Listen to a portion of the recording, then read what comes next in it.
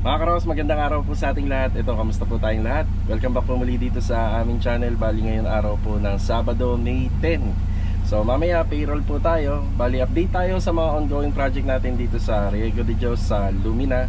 Ayan, sa mga hindi pa nga po pala nakakapanood ng aming 42 square meter floor area, ito yung aming finished project. Ayan, maraming salamat ulit kila Sir Ernie and family sa tiwala. So itong unit na to, yung setup niya, halos pinagkasya na po muna doon sa floor area kasi hindi po siya nagpagawa ng extension. So ito mga karos, samahan niyo po muli kami ngayong araw na to. Bali yung update natin, may update tayo doon sa isang ongoing project natin sa phase 3 na malapit na po matapos. Bibili po tayo ng range hood and bibisitahin din po natin yung mga ongoing project natin dito sa phase 6 at saka dito sa phase 4 and Riego de Dios project. So samahan niyo po muli kami ngayong araw ng Sabado. Enjoy watching po. Let's go. Tara. Ayan, nandito na po tayo sa phase 4. Yan, Lumina Homes Tansa ng phase 4. So dito sa phase 4 subdivision ng Lumina Tansa, puro row houses nga po pala ang mga nakabuild na bahay dito. Yan, gamit natin yung ating owner type jeep. Kasi simula nung dumating yung kolong-kolong, bihira na po natin tong magamit. Yan. Pero pagka nasa Anyana project na tayo, madalas ito yung gagamitin natin. Si Louie, Louie, good morning. Si Louie ang may gamit ng ating kolong-kolong. Bali, kumuha siya ng sobra nating buhangin dun sa phase 6. Baba natin yan lahat, kuya. Tsaka ito yung ating ito na. Good morning, kuya. Good morning. Good morning. Kuya Rigor, good morning po, kuya Rigor. Yan na. Yan na. Okay, ito naman po yung ating isa sa mga tututukan na project para matapos. So overall paint, tapos si Louie kaya siya nandito. Itutuloy natin yung mga kulang na tiles installation pa sa flooring at saka sa TNB floors. Yan. Hindi tayo makapasok kasi doon nag-spray si Kuya Rigor ng ating mga pintuan. Yan. So ito yung update dito. Okay.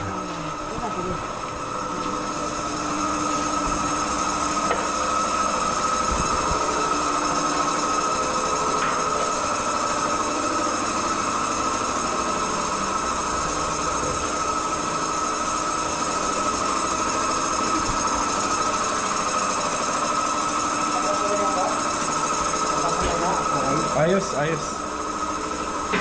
Yan.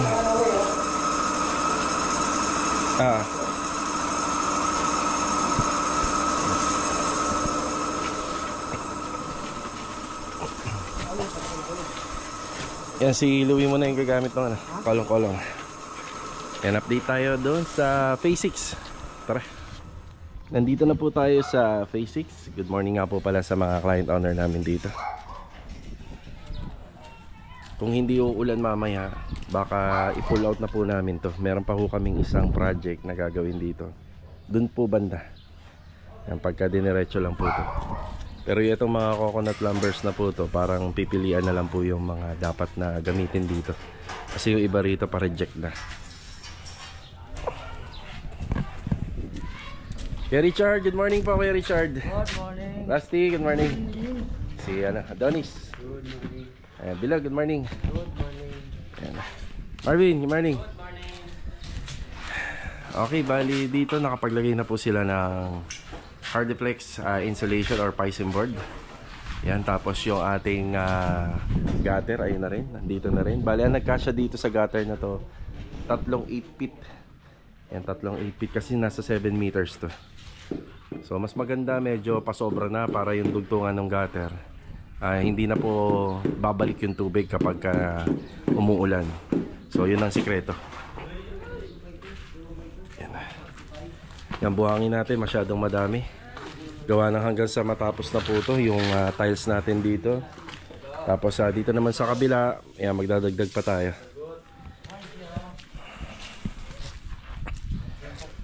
Yan, ito bali after malagyan ng primer, ayan na pinipinturahan na po ng QDE block.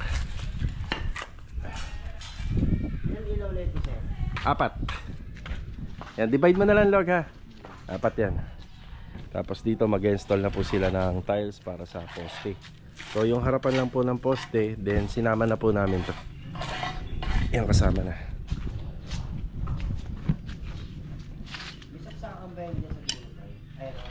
Meron yan. Oo. Diyan sa gulo? Oo, meron. Kagaya ng mga ginagawa natin para meron silang instalasyon ng CCTV. Pero dun yung banda sa pader. Yan dun. Kasi dyan ako maglalabas ng wire eh. Para si Papa lang na mag-ano yun.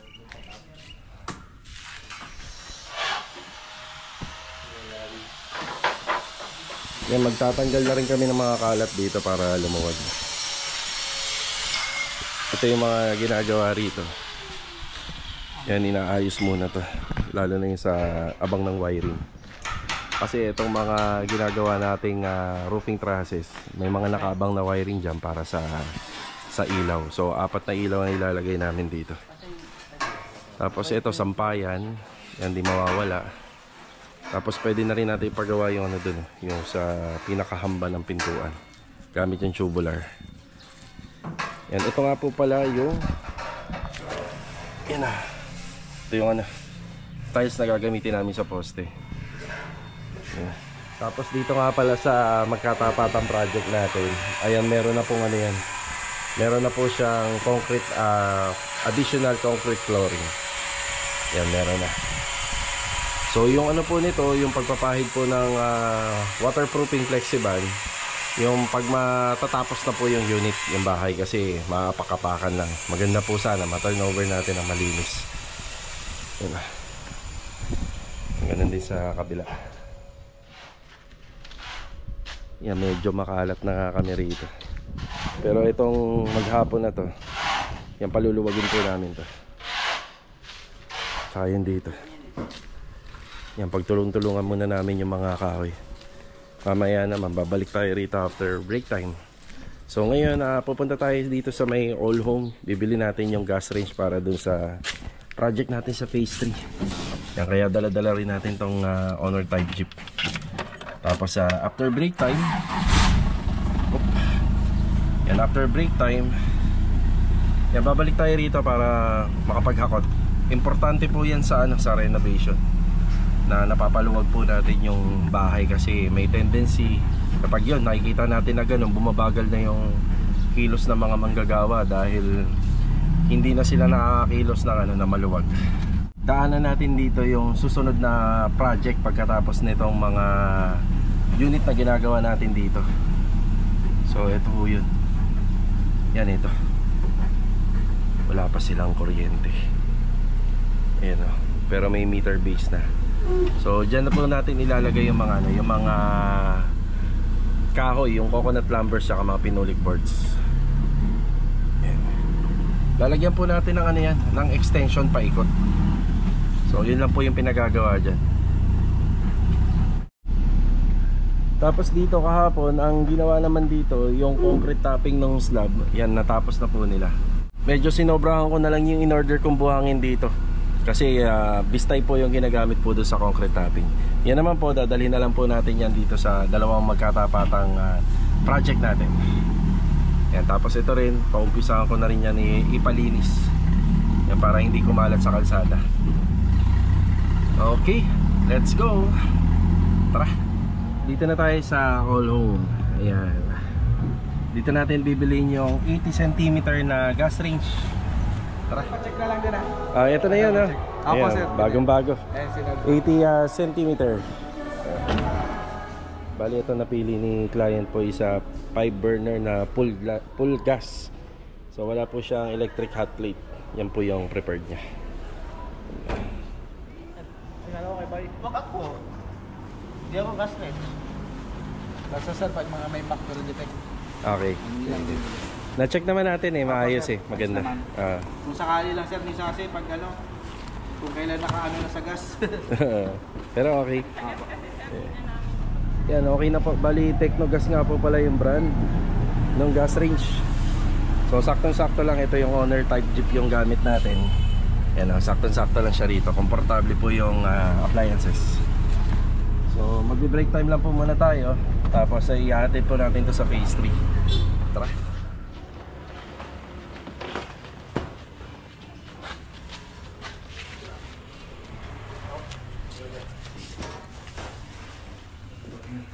Bali ito mga ka-Rohouse, nandito na ulit tayo after break time sa phase 3. Yan, congratulations nga po pala kila Sir Ernie. Yan, natapos natin yung bahay nila kahapon. Tapos ito, lipat na po sila. Yan, welcome to Lumina. Yan, nandun na sila, naglilipat. Okay, after po natin dun sa Block 9 Lot 14, ipagpatuloy natin hanggang sa finishing na yung trabaho dito. Bumili tayo kanina sa All Home nitong Technogas na gas range. Bali 5 burner na po to na full gas. Ayan, full gas. Tapos kinausap ko si ma'am regarding dito kung bibilhan na po ba natin to ng bagong gas tank, regulator at saka hose para naka-setup na. So ngayong araw na to ipapasetup na po natin yan dito kay Master Jojo. Ayan, may abang na po kami na saksakan dyan. Tapos may abang na po kaming butas papasok po rito. Tapos kailangan po talaga na meron pong air vents or kailangan nakakasingaw po yung ating gas tank. Kaya meron po nito. O, di ba?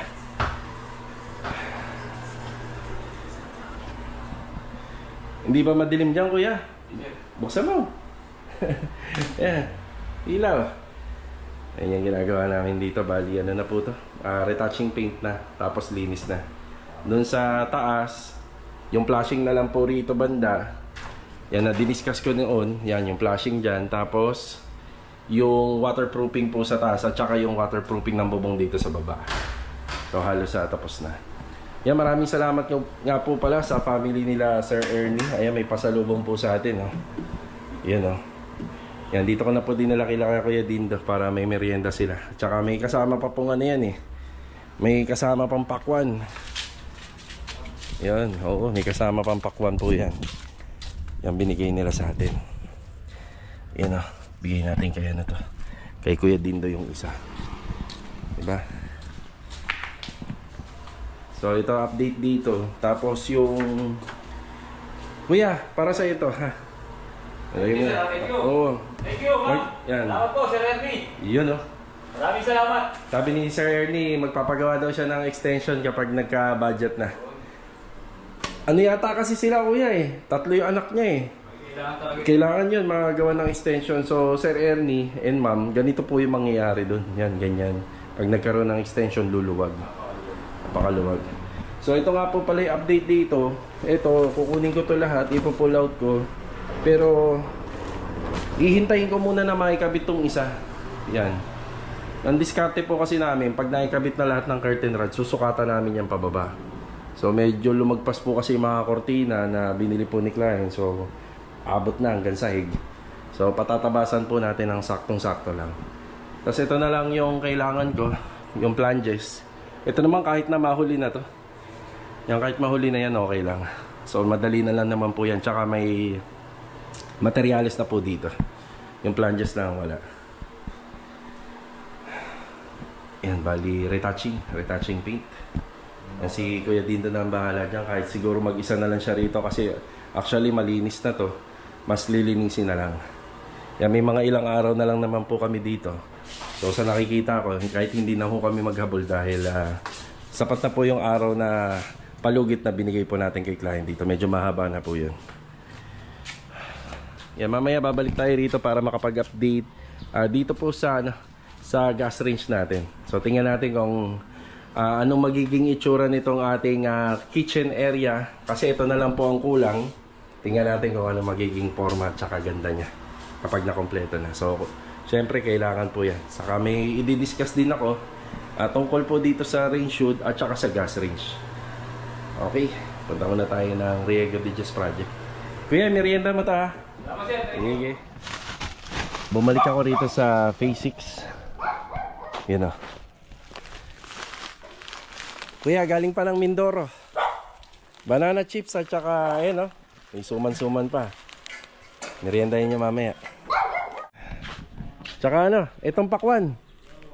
Wala nga lang tayong kutsilyo. Meron. Ayun o. Para ano, mouth watering. Maganda yan sa ano. Ayan yan, no? Naging emergency to eh. Sarap yan. Lalo na mainit ang panahon. So bumalik po tayo rito. Bali, ililipat po namin lahat ng kahoy na yun dun sa next project. Yan na. Nagtutulong-tulungan na po namin.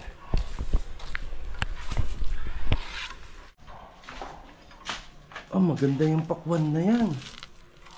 Oh, tamis oh. Mapulang-mapula. Ganda ng chopping board natin ha. Tiles. Tiles. Ganda yun oh. Medyo ano. Ganyan, makapal yung laman. Galing yan kay ano, kay Sir Ernie and family. Diba? Tamis, diba?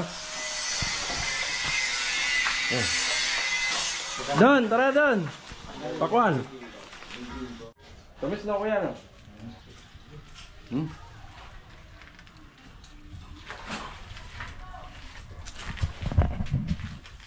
Bali, nandito naman tayo sa Riego de Dios project natin. Yung magandang araw nga rin po pala rito kila Ma'am Catherine and family. Yan. Bali dito, yung pinakahuling poste yata natin dito sa harapan ay ito, last, pinapormahan na. Yan, forma na po to. Tapos isasabay na po yung buhos ng ating lintel beam dito.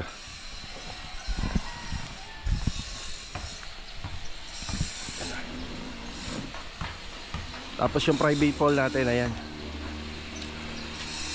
Ito, gawa na. Yan, pwede na tayo magpa-schedule po para maikabit yung meter base. Tapos dalawang poste pa pala ang hindi pa nabubuhusan dito.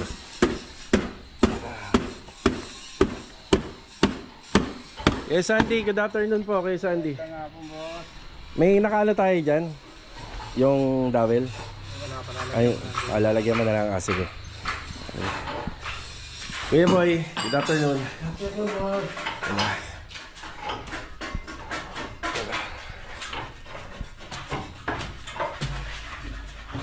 Kuya Chris, good afternoon Kuya Chris.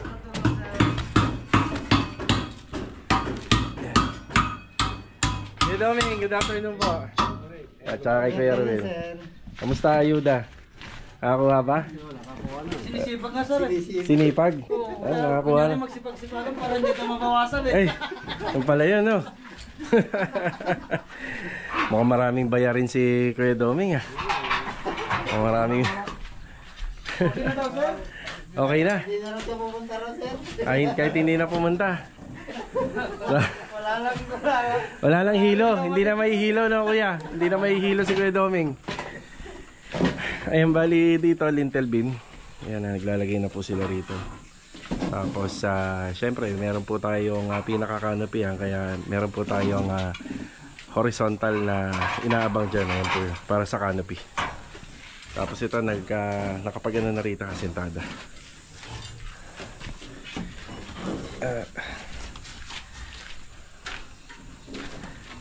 Yung mga nagawa kahapon na yan, nakasintadahan na rin po ito. So makikita nyo, bahaging medyo mataas po to. Tapos yun, mawawala pa po yung part na yan. So mataas siya, bali slope ng bubong papunta po rito lahat. Lahat ng bulada niya nandito. Tapos sa pinaka-firewall na po yan. Kasi ito matatanggal din. So ang kagandahan po rito sa gawa natin, yung magiging mga kwarto po rito, tataas ng bahagya yung kisame. So mataas na rin nga yung kisame nito, kaso nga yung banda rito ang kulang. Kulang yung banda rito. Siya nga pala, baka hindi po natin matanggal tong part na to. Itong bintana na to, baka ito na po talaga yung, kasi biga po to. Yan, beam. Tapos magsiset pa po tayo dyan, paikot. Magbibiga pa po tayo, paikot dyan. Yan para sa ating roofing trusses.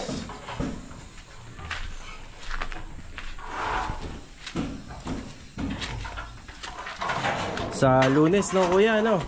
Botohan, election. Oo sir. Ayan. Kayo ba, Kuya Doming? Boboto kayo? Oo. Ay, Pampawala ng hilo yun. nakuha na. Nakuha na ba? Ito ba ang bilis naman? Abay kami ni Jojo kahapon eh. Dahil firma lang ako kung ano magmuli. Kabigaya na pala, ano? Nasunog na. Nasunog na. Kaya nagsisipag-sipagan sir para hindi ka makapaglibre. Ay. Kasi ito tinutuloy na rin po yan, pataas. Yan.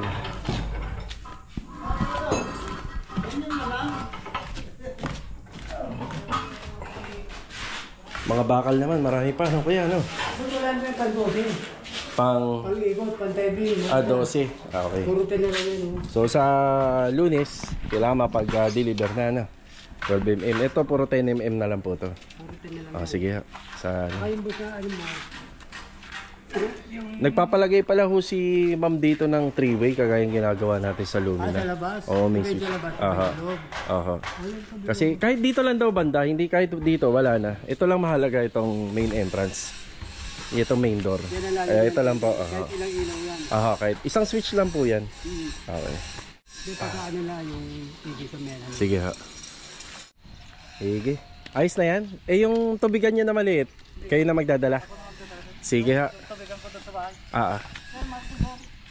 Mighty. Martes. Kala ko Mighty. Sigarilyo yung Mighty. Okay, Martes po. Mag-uumpisa na po si Kuya Chris and Kuya Ruel dun sa Anyana project natin. So excavation din po yun. Yan, bali parang kagaya dito, malalalim din yung mga hukay na ginawa po nila ron sa paikot sa foundation plan. Pero doon naman po kasi nung gumawa kami, hindi naman po adobe yung lupa ron. So dito, yung ground area pa lang, adobe na kagad. Kaya nagtagal po ng 2 linggo yung preparasyon namin dito. Iuwi ko na to, bali sa Martes. Papunta kami ng Anyana project. Okay, bali ito lang po muna yung update natin dito. Yan, babalik kami sa Lunes. Lunes dito. Day of bukas. Mother's Day nga pala bukas. Mother's Day. Yan. Okay, bali nandito na tayo sa phase 3. Yan, update na tayo rito. So yung tropa nga po pala, nandun na siguro sila sa bahay. Yan, nagpe-payroll na sila misis doon para sa sahod natin ngayong linggo dito sa ating mga ongoing project. So Saturday is payday. Okay, balikan po natin yung gas range na binili po natin kanina sa All Home. Tapos syempre may mga konti akong discussion regarding po sa setup nitong ating range hood and gas range dito sa kitchen cabinet area natin. Lalo na naging maporma yung loob ng bahay. So ito nga po palang kitchen sink natin, naka-design po talaga siya para dito. Ngayon, in-adjust na lang po natin ng konti po ito. So si client, may plano po siya dito sa area na to, kaya medyo may space pa. Tapos mas gusto ni client na medyo mas mahaba po yung counter table. So ibig sabihin, isang mahabang slab, mas gusto niya yan kasi mas mahilig po sila magluto. Ang importante, hindi masyadong dikit yung kitchen faucet. So medyo malayo yung distansya nila kahit papano. So hindi totaling dikit na dikit para syempre yung water element and fire natin ay hindi masyadong mag-combine. So ito na po yung ating gas range. So bali full gas po ito, walang electric plate. Mas maganda rin po sana kung meron kasi just in case bigla ka naubusan ng gas, syempre meron kang alternative or option para may pagpatuloy yung pagluluto. Dito naman po, malapit lang po yung gas tank refilling station dito sa amin. Meron dito sa phase 3. So 5 burners po ito na merong full oven dito sa baba. Yan.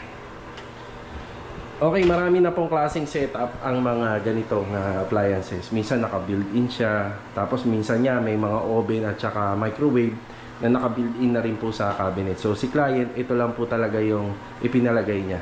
So enough na po sa kanya na yung ating oven and microwave ay naka-display dito sa countertops. Yan, okay na po yan sa kanya.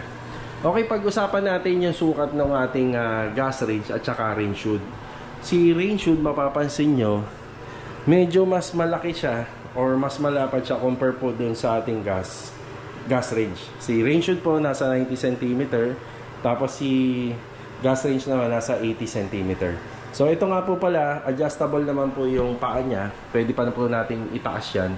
Pero maganda na po ito dahil yung ating burner plate ay kapantay na po ng ating countertop. Yan, kapantay. Tapos medyo mababa po yung ating kaha. So ayan.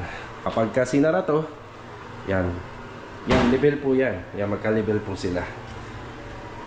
Tapos ang reason naman kung bakit itong ring shoot mas malaki po siya compare dito, mas malaki yung nasakop niya. Ang usok po kasi pag umaangat, hindi naman yan straight. Babaling po yan papunta rito at saka dito. At least kapag nakabukas po yung ating ring shoot, maihigop niya po lahat. Yan, lalo-lalo na nandito po siya sa center. Or may mga gawa naman po sa mga project na nandun doon sa corner, ayun enough na gumamit po ng medyo mas maliit na ring shoot. So sa ring shoot po, kadalasan ang pinaka-standard na distance nito conforme po sa motor. So ito is a double motor. So ang distance po between ring shoot papunta rito sa burner natin ay 80 cm po yan. Yan, 80 cm.